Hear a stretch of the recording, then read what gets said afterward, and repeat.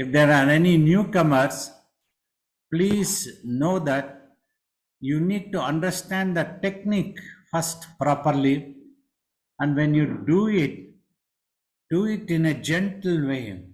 Do not be in a rush, because some people have written when they do this type of meditation, they get headaches and they consult somebody else and then they are guided to something else. So this could be a little bit confusing sometimes. However, there is no harm. If you want to do any other technique, it will be ultimately your choice. But a little that, little there, you might get confused. That's what is important. Another most important thing, no, you are trying to silence your mind, quieten it. There are millions of thoughts and visions are there due to mind's imaginations, creativity. Once it has created, it has forgotten to withdraw or stop. That is the basic problem which can give rise to cravings and unhappiness. To get rid of this, you have to overcome all the creative effects here. This is the meditation session, one a life cycle opportunity for you. So when you do that one, do it in a gentle way. Thank you, Babaji. Thank you, Babaji, for giving us your time when your schedule is so busy all the time. These weekly meetings is what everybody waits for each week. Could I ask first if Babaji could explain why we should meditate? Yeah, I would recommend meditation for several reasons. One is eventually you can become the master of your mind. Otherwise, if you have noticed, the mind might be making you to dance to its tunes. If it goes into cravings, it can make you unhappiness. If it goes into bad thoughts, it can make your mind corrupted. If it's a good thought, it can create excitement and so on. Creativity is very good. Ability to imagine also very good. But what has happened? You are unable to stop your imaginations. Consistently, thought after thought is coming up and coming up like that. Millions and millions of thoughts are there. Many people even wonder whether it's possible to stop this mind at all. By the practice of meditation, you will be able to control your mind. Sometimes controlling the mind, some people might misunderstand that somebody else controlling your mind. Not like that. This is very scientific, technological spirituality in truth. That you can control your mind means when you want to think, you can think. When you don't want to think, you can keep your mind quiet. Thus, you are able to lead a stress-free life, totally relaxed, at peace all the time.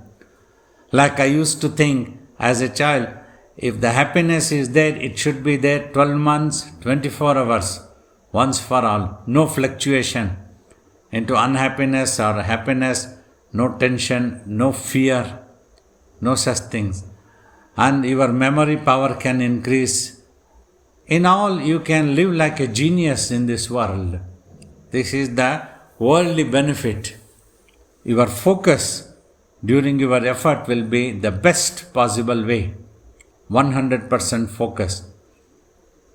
Your observation power, understanding capabilities about the truth, all will tremendously increase. And if you pursue, if you want to, you will be able to know your real self, how you exist much beyond the birth and death of the physical body as an eternal entity which is recognized as the soul. This will also be possible if you practice meditation. So that's why I would recommend that you take up meditation, everyday practice, so that you become the master of your mind. Thank you, Babaji. Babaji, last week, Baba was describing the technique in detail. Could Babaji please explain why the focus is in between the eyebrows, please? Couple of reasons. First reason is this was the technique. In this way, the Jangama sage who appeared before my Guru Shiva Bal Yogi at his age of 14 in 1949, who emerged from the Shivalingam which broke into two pieces. As he was trying to squeeze out juice, that fruit took shape of a Shivaling, then that Shivalingam broke into two pieces and the Jangama sage was standing in front of him. He initiated Guru into this tapas by giving him this technique.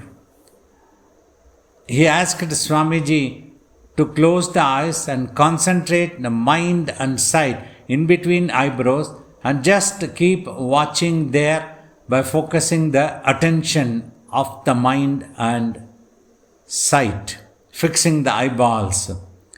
And then he asked, do not repeat any mantra or name, no need.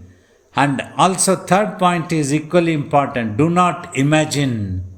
Because mind has a tendency to imagine, means analyze and make a judgment whenever it comes across anything. But without doing any analyzation work or judgments, just watching is the process. Then only the mind will become quiet.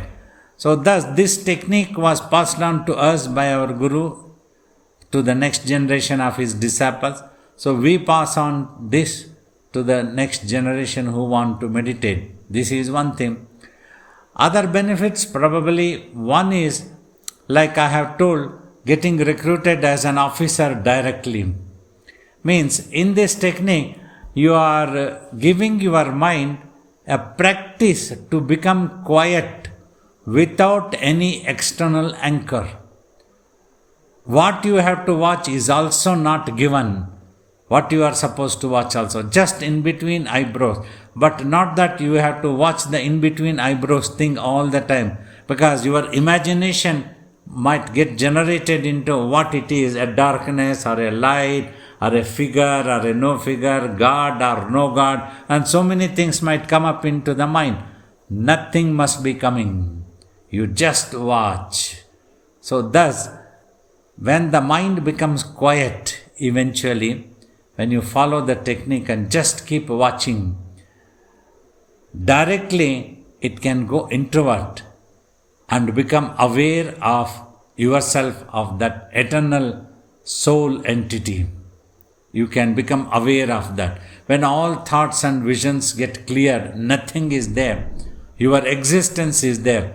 That I have explained as the consciousness of existence. I have also told, amongst millions of thoughts, you have one thing which is a reality, not an imagination, not a thought, is the consciousness of existence. Because as you progress in meditation, all thoughts and visions dissolve. The mind slowly starts becoming quiet and quiet.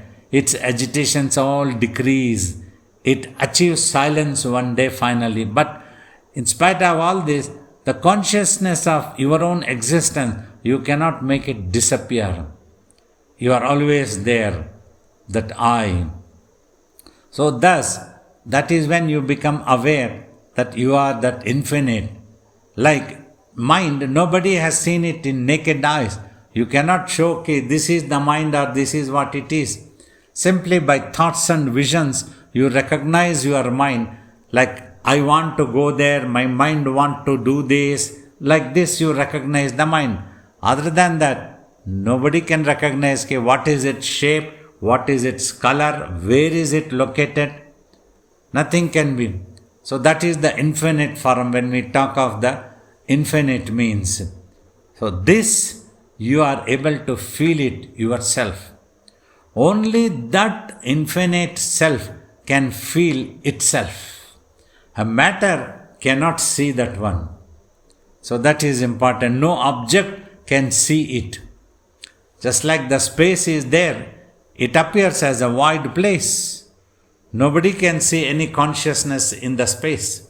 But when you go introverted, so then you recognize that the space is not simply a void place, it is the supreme consciousness. When the merger happens eventually, well, if one wants to go for this, you can pursue, practice more vigorously, more meditations. So like, for example, my guru used to tell, when you are able to keep the mind quiet and totally focused here in between eyebrows, then you can tell that I am meditating. Till then you are trying to meditate. Like that, if when one is able to sit for 8 to 10 hours in a stretch, totally remaining focused, then one can do tapas. Tapas is a word used so that eventually you burn out all habits of the mind, all acquired habits of the mind, and purify it totally. So like this, so you are able to achieve these things. This is also recommended. So now, when you silently do it, you are able to take control of your mind and you are able to know yourself, become aware of yourself. Then it is just like you are driving a car, but you have totally control of the car. As long as you want to drive, you drive. When the driving is done, you need to bring it to a halt and keep it in the garage. In the same way, when you don't want to think, you can remain quiet and enjoy the peace. Whenever your mind is quiet and silent, that's when you derive the best happiness. Because then it doesn't notice anything, then no thoughts arise of any good or bad, no cravings, nothing comes. Ever silent one, like that you are able to achieve. So for these reasons, we would recommend this meditation for everybody to take up, so that it's for yourself. Like my guru used to tell in a different way, having born as human beings, you have triple responsibilities. One is to take care of your physical health, and using the physical body, you have to take care of the mind's health. Mind healthy means when it thinks, it should be able to think of a larger cause, not narrow-minded or selfishness.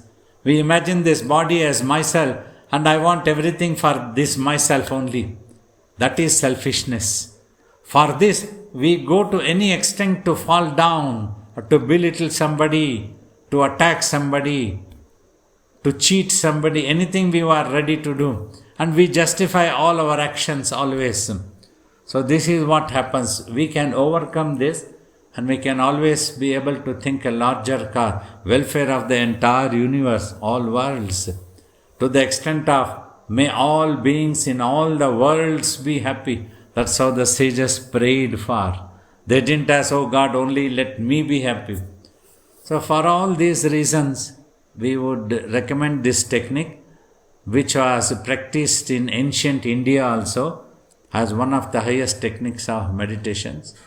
So though all other techniques also may be equally respectable, honorable, but they are all like preliminary round exercise to make the mind single pointed. Instead of having millions of thoughts, you try to stick to, like you want to repeat a mantra or a name of God or any such thing. Then when you repeat, your mind needs to be concentrated on that. That is your effort. That ability you have to exercise. Then when it becomes single pointed, finally you have to abandon that mantra also to make the mind to go introvert, to become aware of itself. So that is why we would recommend this technique. Thank you, Babaji.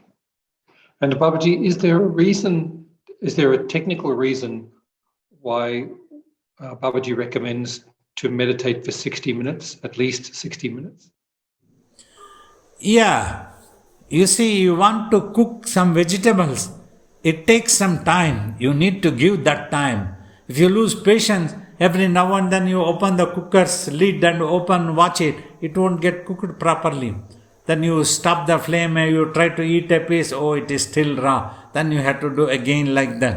So that much of time. So also in Indian culture, you see, when you chant a mantra, usually 108 times, it is known as the one counting, one circle of counting considered. Because that many times if you chant, maybe by the time you cross 50 or 60 number, your mind starts getting focused onto that mantra. Till then it is running and you are trying to control. In meditation also, first 30 to 40 minutes you are struggling. You are trying to control the mind, keep it quiet. You are trying to watch, but it's running like a monkey. Thousands of thoughts, millions of thoughts are getting created. Past, future imagination, past brooding, this happened, that happened, why did this happen, why not this, like that, you get involved.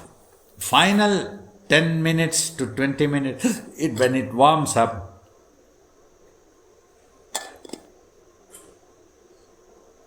it settles down, cools down. That's why 1 hour is recommended. My master used to be very tough. He insisted it's 1 hour. From day one, that's what he wanted. However, we have become a little lenient for the present day generations. Try to give that, like the idea of something is better than nothing. 15-20 minutes is all right if you can sit until that one. Otherwise, in the beginning, it can be awful. Eventually, when you achieve, when you become used to it, when you are quiet, it can be awesome. So that is what is the recommended thing. So we would recommend this 1 hour for this purpose only. Though you might do 10 to 20 minutes in the beginning, slowly raise it sincerely. You have to be sincere for yourself. You have to do it. And then 30 minutes, 45 minutes, then 1 hour. Then you get to see the best results. Your mind becomes so less agitated. It is under your control and you enjoy more peace, more happiness, more enjoyment. You can sort out your own problem. There is hardly any confusion then for you. You know what to do. You know that you will do it or you will die. You will be a soldier going to the battlefield. So that's why this timing is recommended. Thank you, Babaji. Babaji, Shivani has sent in a question. Are there people for whom meditation practices are not advised, as they might get negative side effects in their system? Not at all. If one understands the right technique and adopts that technique, there is no question of such things happening to anybody. When the mind becomes clear and it is observed, so you can be a normal person. 1 hour you do every day. When you achieve that 1 hour quietness, you can be a very normal person. In fact, you are a genius. Then you can focus better. Your focus, your understanding abilities and your concentrating abilities all increase, tremendously increase. Then you can work, normal activities you can indulge. You can be anybody, you can be a householder, you can be a monk, you can be a businessman, you can be a job holder, you can be a consultant, anything is no problem as long as your mind is under your control. Thank you, Babaji. Baba, sometimes in spirituality there's talk of a phenomenon called contagion, that we pick up traits from people that we associate with. We pick up habits. Could Babaji explain that, please? Yeah, it is. Satsanga is the word used in Indian culture since ancient times. Company of the noble and good is always recommended. One can easily get brainwashed or confused if your mind is weak when others talk about it, and if you have not experienced also the truth, then you are likely to get confused. One may tell, oh, no, it is not here that you have to concentrate. You have to concentrate here. You have to concentrate in the heart. You concentrate on the breath.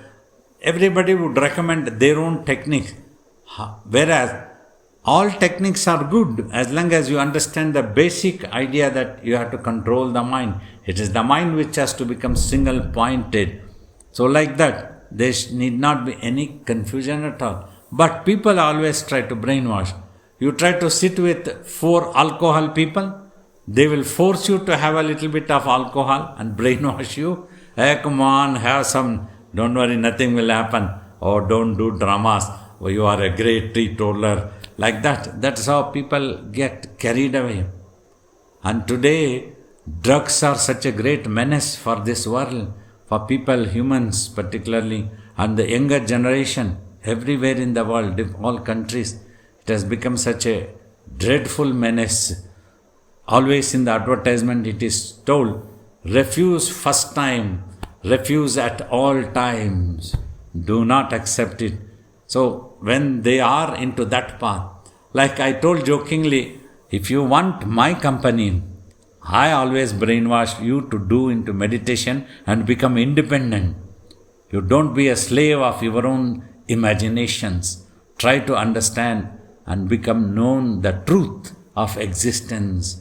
Then the wonders of your mind, how your mind can cheat you, all these things you will know. Then you know your mind the best possible way. So that's what is definitely recommended. Company of the good is very important always, particularly when you are doing meditation. Unless it is absolutely necessary, like you in your job place, business place, colleagues, all these things necessary. Otherwise, avoid, just for sake of gossiping and spending some time, you are wasting your energies. As long as you don't need that one, if you can avoid, is the best recommended thing. That you are the best friend for yourself. Like Sri Krishna tells in Bhagavad Gita also, Atman means the soul is the best friend for the soul, and soul can become the worst enemy for the soul. So if you are on the right path, if you remain determined, if you have a strong willpower to do it and achieve it, then you are the best friend for yourself. Thank you, Babaji.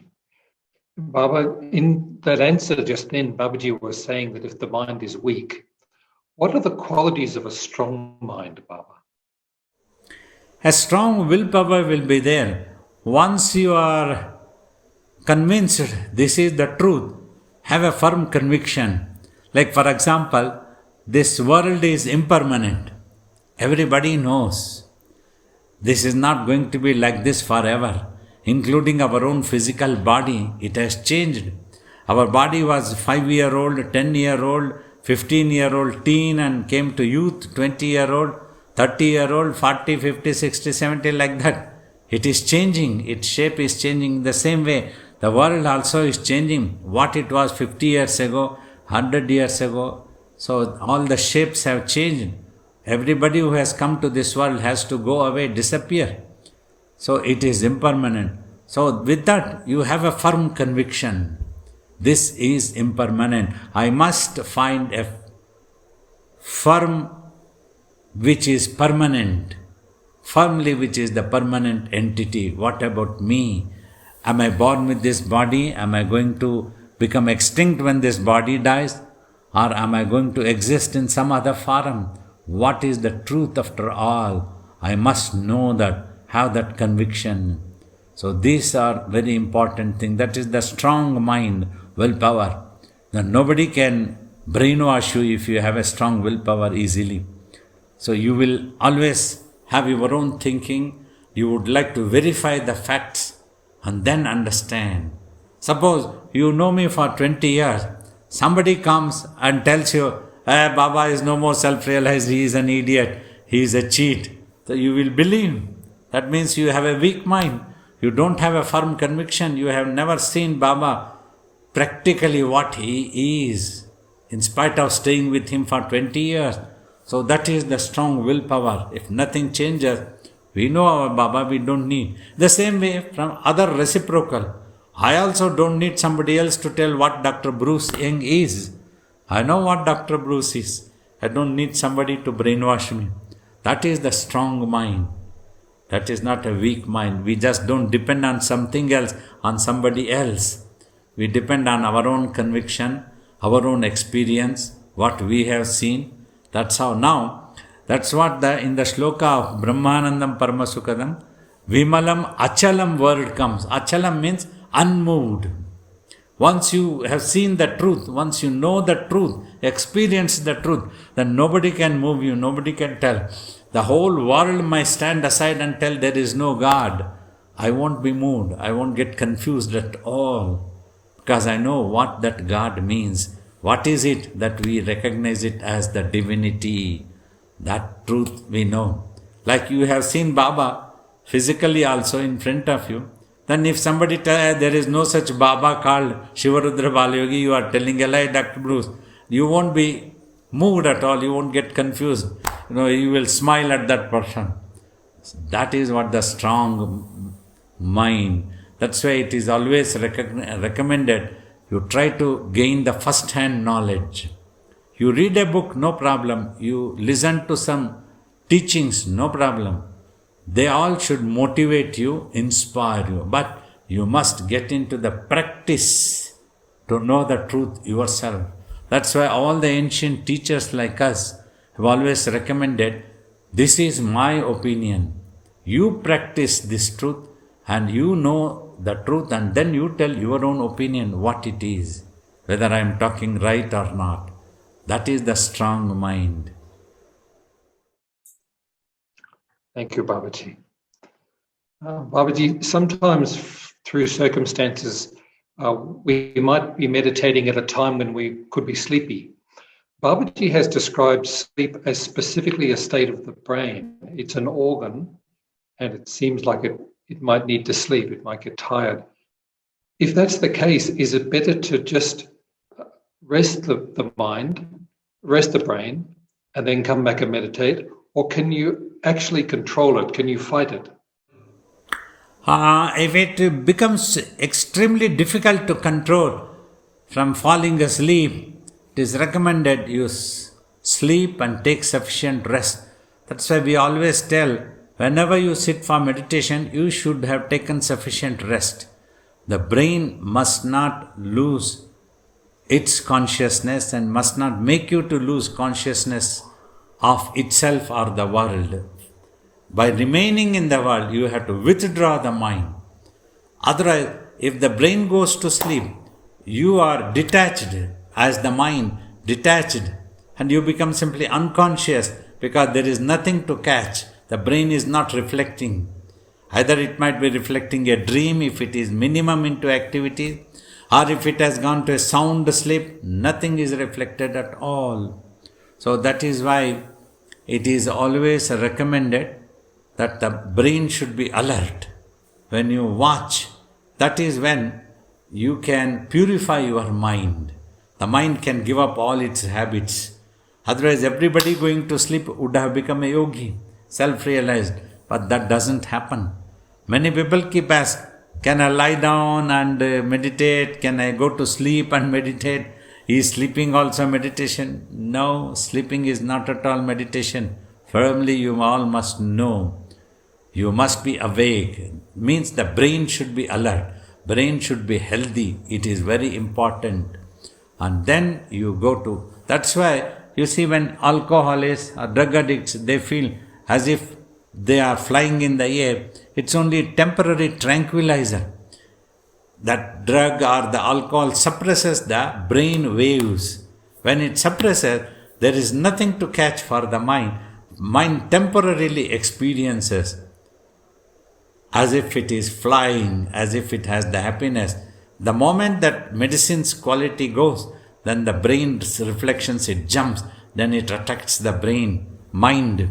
Then mind loses its control again. Mind can never get purified. Meditation is a natural way wherein by keeping the brain very healthy, you just learn to detach, keep the mind detached. Just like when you need to press the accelerator, you press. When you don't need, you don't press the accelerator.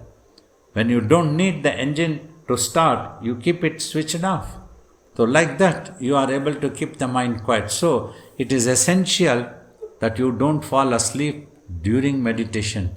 You should be alert. When you are watching, you should be aware of yourself. This is possible with the help of the brain. That's why probably since ancient times teachers have told, it's a very rare gem that you have obtained a human body. Do not let go this life, this opportunity. There is once in a life cycle opportunity for you to realize who you are, how you exist as that immortal soul. If you lose the opportunity, you lose control of yourself.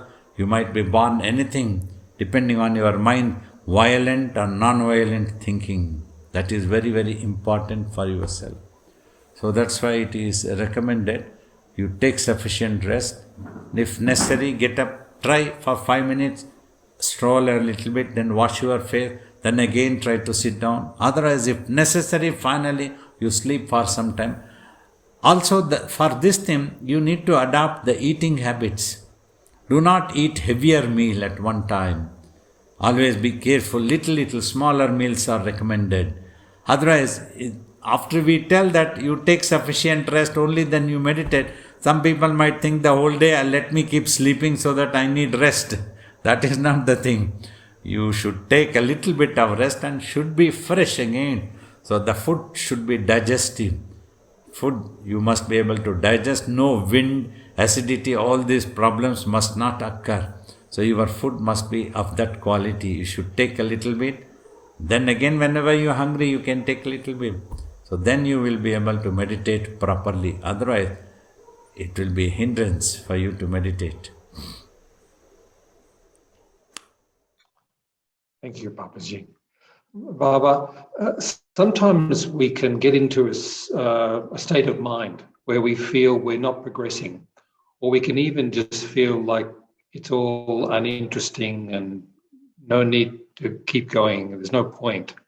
What should one do if that does happen to somebody in this sadhana? First thing, you need to understand the need for yourself.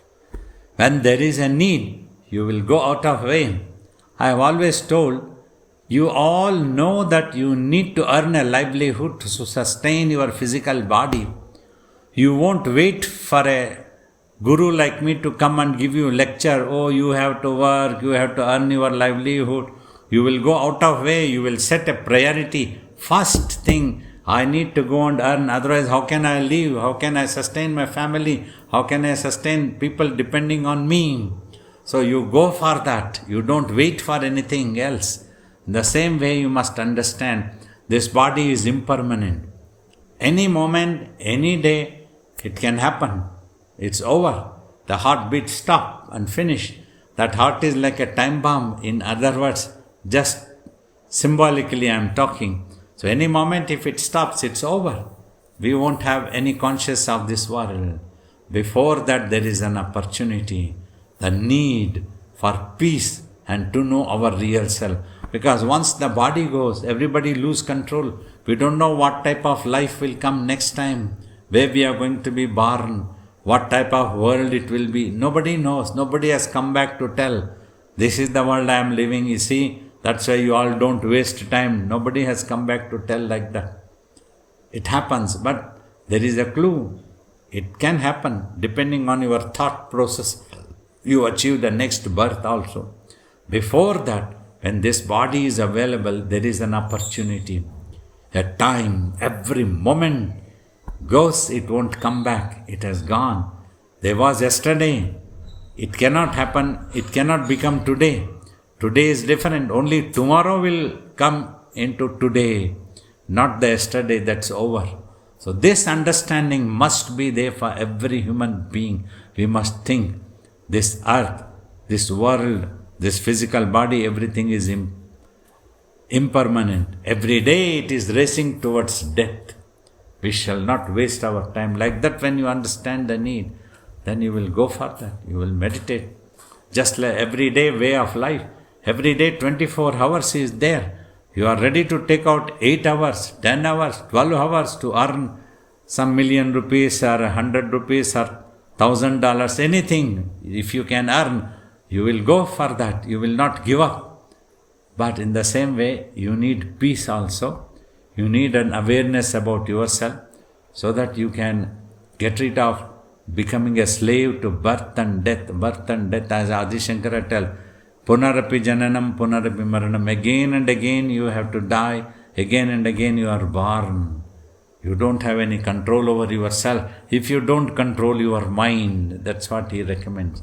So understanding this, we must go for this and try to know there is once in a life cycle opportunity that we have a well-developed brain. Discrimination, crest jewel of discrimination is known as Viveka Chudamani of Adi Shankara. We can think what is permanent, what is impermanent, what can give us a permanent peace and happiness that we are looking for. So we have to look into this and work for that. We are ready to work day in and day night. Whole day, 12 hours, 14 hours, people are ready to sit in front of computer.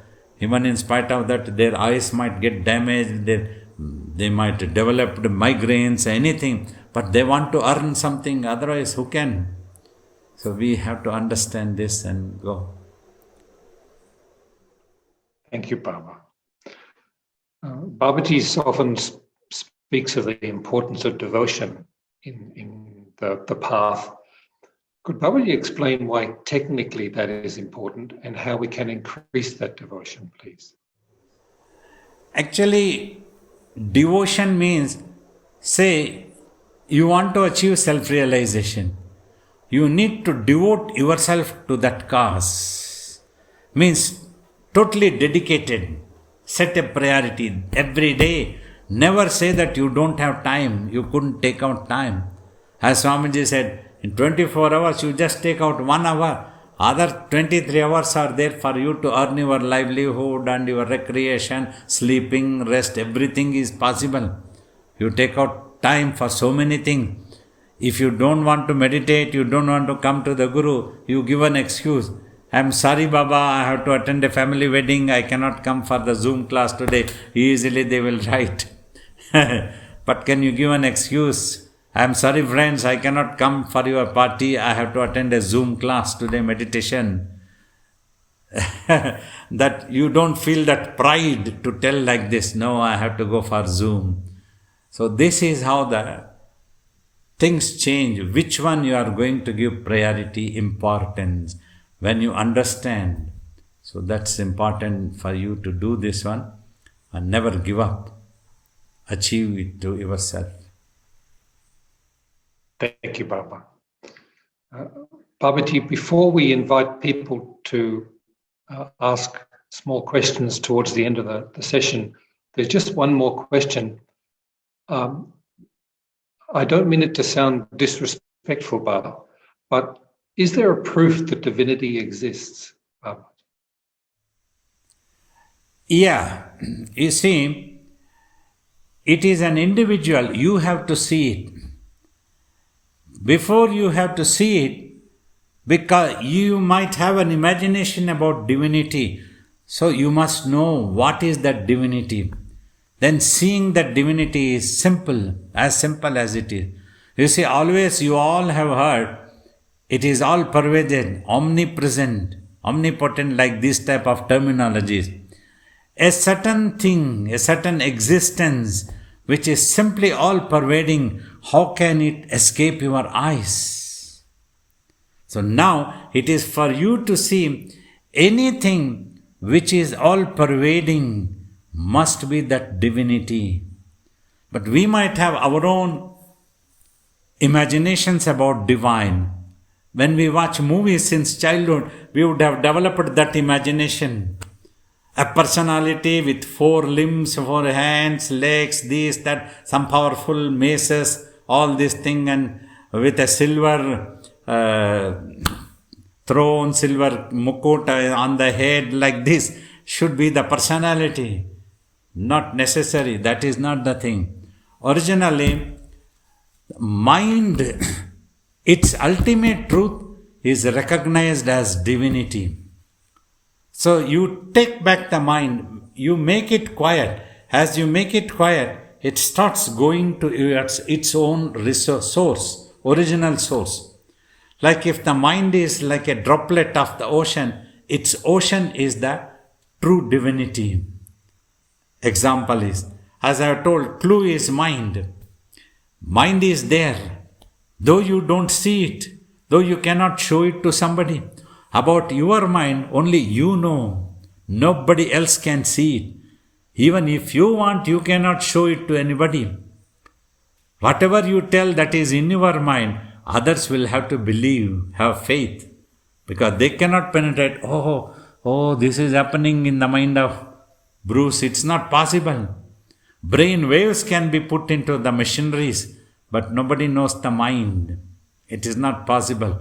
That is infinite. So imagine the ultimate infinity of the divinity. If the mind is the 10% potency droplet, its ocean, the vastness, when it is all pervaded, this you can see and experience in truth in your deeper meditations, which is recognized as the word samadhi.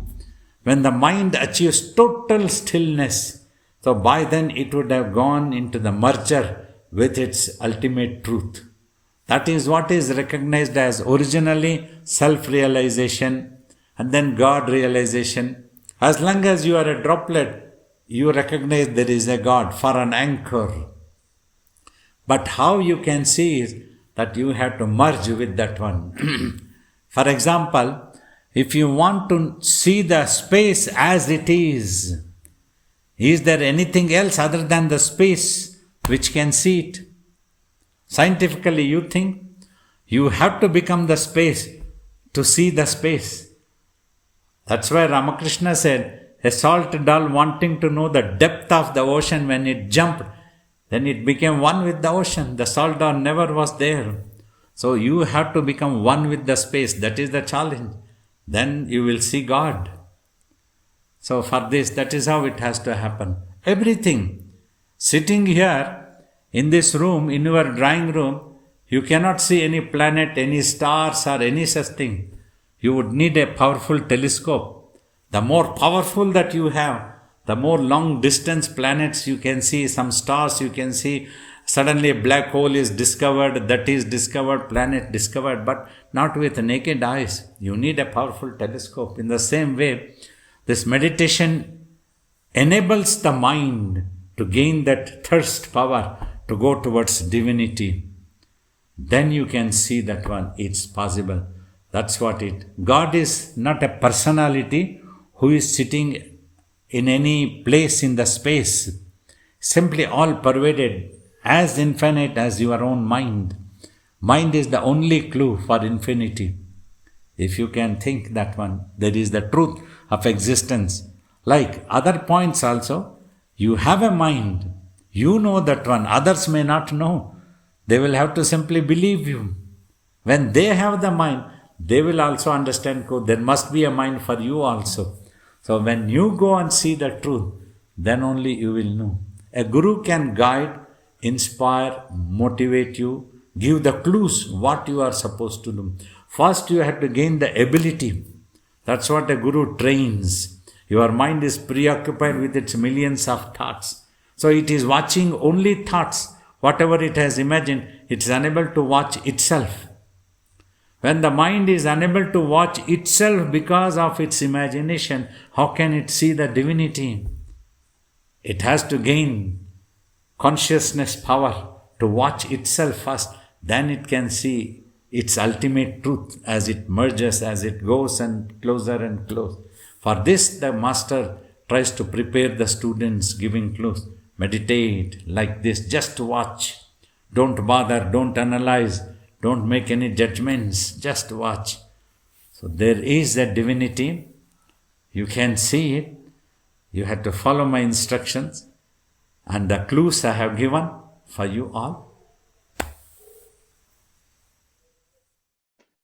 Thank you, Babaji. Babaji, I've kept Baba to myself for this time. I'm not sure if Babaji has time to answer questions from some other people. Because some people are waiting, we'll take about 3 questions.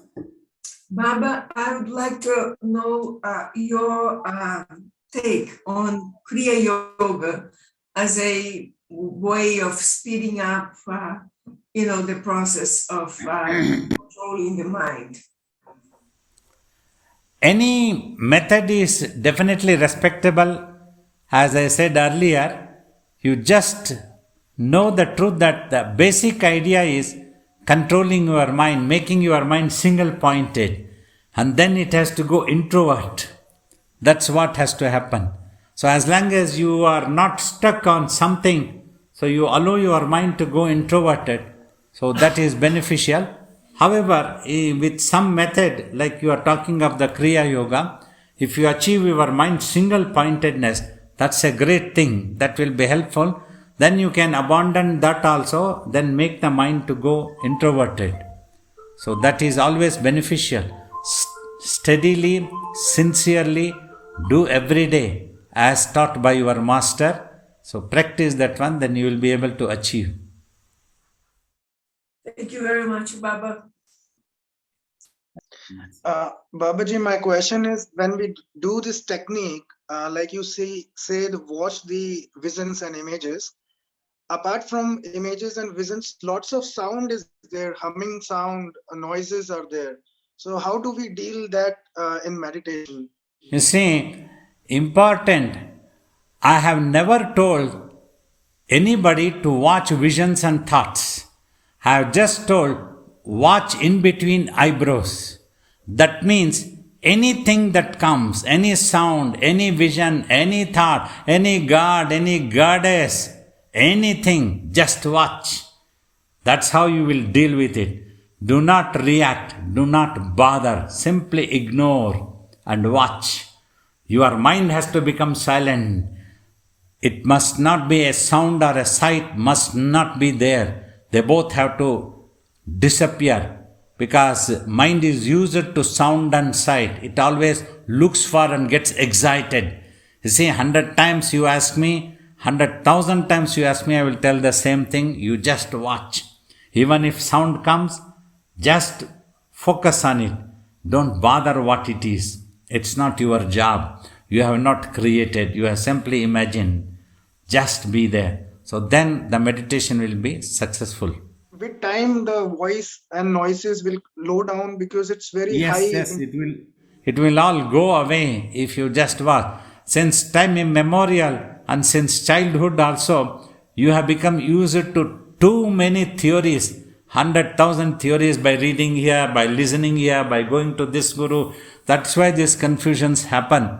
It must become silent. Give up everything. Tie everything and put it into Ganga. Jai Ma Ji Ki. Like that, right? God bless you. Welcome.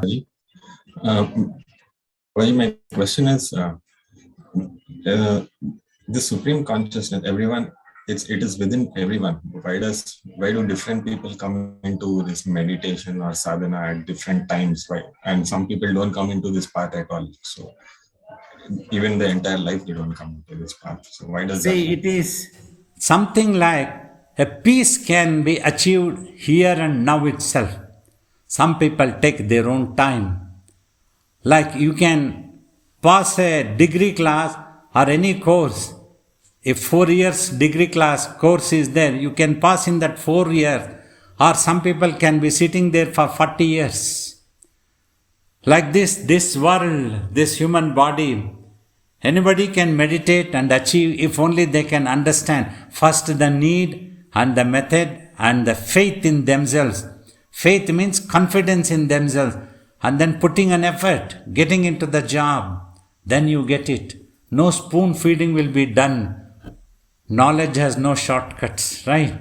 So that's why delay, to some people delay happen. Some people take time, their own time. They will go around the world 100,000 times to find their peace and happiness. They will buy this, they will buy a home, they will buy a palace, they will try to buy a mountain, they will buy an island, they will try to become the president of a country and they will try to become the emperor of the world. Finally, when everything fails, their hands up, then they come for meditation. That's why the delay happens. Otherwise, it can happen to anybody, anytime. Pranam Babaji. Babaji, what I wanted to ask was the mind, you say concentrate the mind is everything. So like when we wake up from a deep sleep, we still we remember our family, parents, everything. So at the time of death, what transformation does the mind go through? Surely should we not remember all this, our previous life and everything, if it's the same mind carried forward? You see, mind is there. When death happens, brain dies. But the mind has acquired habits since time immemorial, since previous lives also, and in this life also. That has formed the attitude of the mind, which forms intensity of thoughts during the last moment. So with that attitude, depending on that, it assumes next birth also. For example, clue is this world appears to you based on your own attitude. There is no one particular definition for the world. A scientist can define in his own way, a poet can define in his own way, and a spiritual leader or a yogi, anything like that one, depending on your attitude. So depending on your attitude only, you gain the next birth also.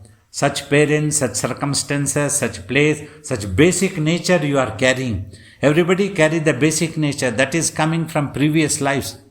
Like we tell, when parents have different children, they try to look after everybody equally. But yet different children pick up different temperaments, attitude, understanding capacities, and all these things vary from person to person, observation capacities. So that is how births happen.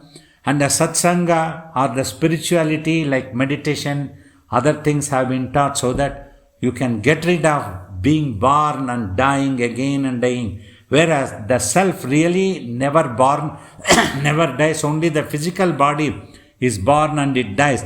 But the consciousness, the mind experiences as if it is going to die. It is going to be born. So to get rid of this is what is known as liberation or moksha or nirvana. Different teachers have given different terminology. So that is how habits makes your mind to think in the same way. If it is habitual to think, it will get involved into the same type of thinking. To get rid of this habit is the practice of meditation and other type of satsangas.